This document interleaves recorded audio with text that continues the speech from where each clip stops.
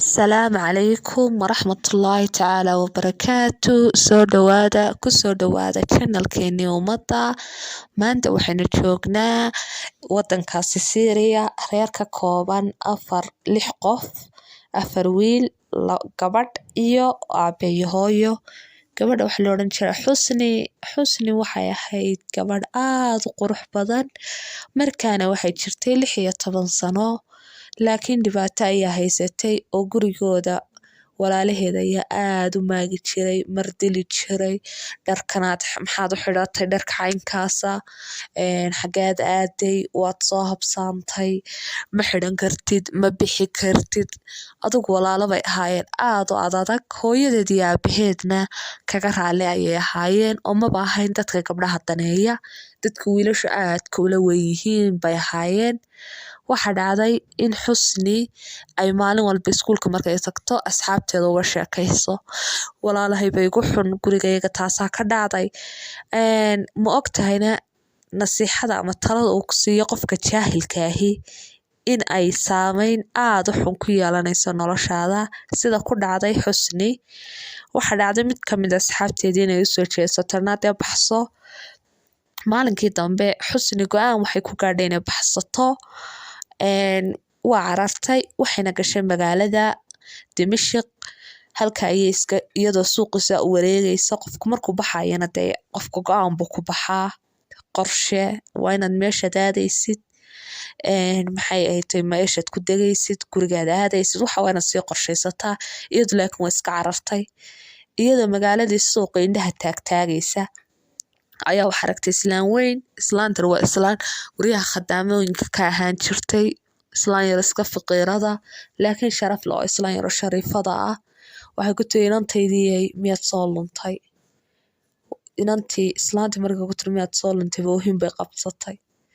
Caawi walaalahay gurigoodii bay uga sheekaysay, walaalahay way igu xun yihiin, aabahay iyo hooyadayna ima daneeyaan. Islaantii baa ku tiri inantaydii inankeenaa maanta gurigaygii baad aadaysaa, anaadna ila joogaysaa. Islaanta waxaa la dhahaa Hibo. Mana ogtahay yacni reerkiina qayladan yar iyo waxan dagaalkan yar iyo buuqan yar iyo haddii lagugu islaad adiga yacni waa lagugu adag yahayo inaad baxdid iyo 100 jeer looma dhigi karo, yacni jannada adduunka oo dhan haddii lasoo ururiyo looma dhigi karo. Dabadda haddaad u baxdid gabadh baa tahay, waliba gabdhuhu inkastana wiil iyo gabadh ba u fiicnayn, misena gabadhu waa hilib ceedhin, cid waliba waa hunguraynay. Adduunkuna yacni markaad ehelkaaga iyo familygaaga aad la joogtid, wax maxaa dhicin ha jabin baa lagugu odhanaya, laakiin marka kale waxaad baranaysaa nolosha dhabtaa. Islaantii baa tiri inantaydii adduunka sidan maaha, maxaad u soo baxday, anaa ku celinaya, reerkiinuna kuma taabanayaan, laakiin waa inaynu wax yar 2 casho ilaa 3 casho isdhaafinaa, anaana reerkiina kugu celinaya. Halkii iyada iska joogta baa maalintii dambe waxa u timi islaantan Hibo saaxiibadeed mid la yidhaahdo Xamiida tiri Hibo inantan yaa kuu dhalay. Inantii islaanta qisadii ba uga sheekaysay sidaa iyo sidaasaa dhacday. Haddeerna waxaan rabaa in aan gurigoodii farta ka soo saaro ilaa ay gurigooda tagtana yacni ma rabo inaan ka haro. Xamiida miya halka ka soo boodo, miyaad waalan tahay, yaa haddeer dadka soo dhawaysta, miyaanad ogeyn in adiga kiis kale lagugu oogayo, miyaad ogeyn in lagu xidhaayo, yaa kuu miciina, yaa kuu caawinayo, waad ogtahay miskiinadaasaa tahay. Yeelkeeday tiri laakiin inantan gurigoodii waa geynaya. Waxay tahay anaa geynaya, aniga ayaa geynaya, adigu aniga maxay tahay gabadha anaa gurigooda geynaya, bal maxaa ku waalay indha adayg. Waxaan kugu iri islaantii Xamiido waxay soo kaxaysay inanteeda Xusni waa ina yaro miskiinada indhaha iska taagtaagaysaa. Islaantii bay soo raacday, islaantii baa tiri ninkeen gurigaygaan sii maraya, alaab baan dee kasii qaadanaya. Gurigii bay soo gashay, gurigii dushay kasoo hoostii kasoo qafishay. Guriga waxa dhex jooga ninkan waxa la dhahaa Faais. Xamiida Faais bay qol la gashay, 2 cabaar 2 minute bay kula soo jirtay. Waxay tiri alaab baan soo qaadanaya, guriga dusha kaga soo qafishay. Waxa lagaga qafilayaa inantii yarayda Xusni iyo Faais baa halka u yimi. Maxay tiri gurigan ha arkin, waxaan ahay nin taajira, waxaan doonayaa inaan ku guursado, maxay ahayd ha iga biqin. Haddaba ninkani waa kuma? Ninkani waa nin ay Xamiida kala tageen.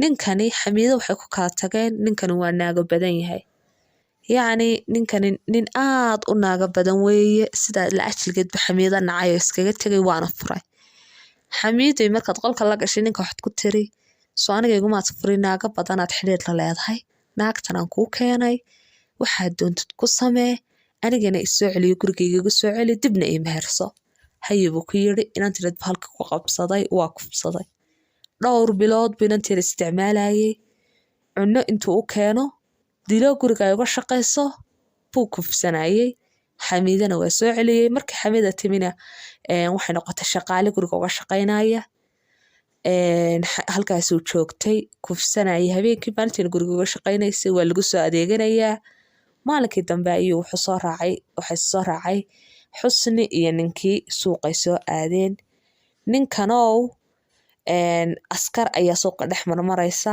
askartii mid kamid ayaa ku dhaygagay ninkan iyo inanta yara wada socda askarigu iska dhaygagay laakiin waxa maqalshay tuug falan kii faa'iskii miyuu kabihiiba la baxo orod yani askarigiina kasoo daba orda maxaad u carartay markuu yidhina xusni baaba halka soo boday caawiya ninkana dhowr bilood buu iska kay haystay waa ay kufsanayay maxay tahay markii la geeyey stationkii waxaba la ogaaday gabadhan in bilahan oo dhan la doondoonayay oo reerkoodii yacni imise doondoonayeen tan iyo maalintay soo baxsatay ilaa maantadan reerkooda doondoonayaan reerkoodii waa loo wacay waa loo yeeday gurigii bay ku noqotay gurigoodii laakiin gurigoodii maxay ku noqotay dee iyada oo baaba'day iyada oo sharafteedii meel lagaga dhacay dhowr bilood la dilayo la kufsanayay ninkiina waxa lagu xukumay 9 sano waayo wuxuu qiray inay xamiida u keentay oo tiri gabadhan iska isticmaal si aan dib u mehersado xamiidadiina waa lasoo qabtay 4 sano ayaa lagu xukumay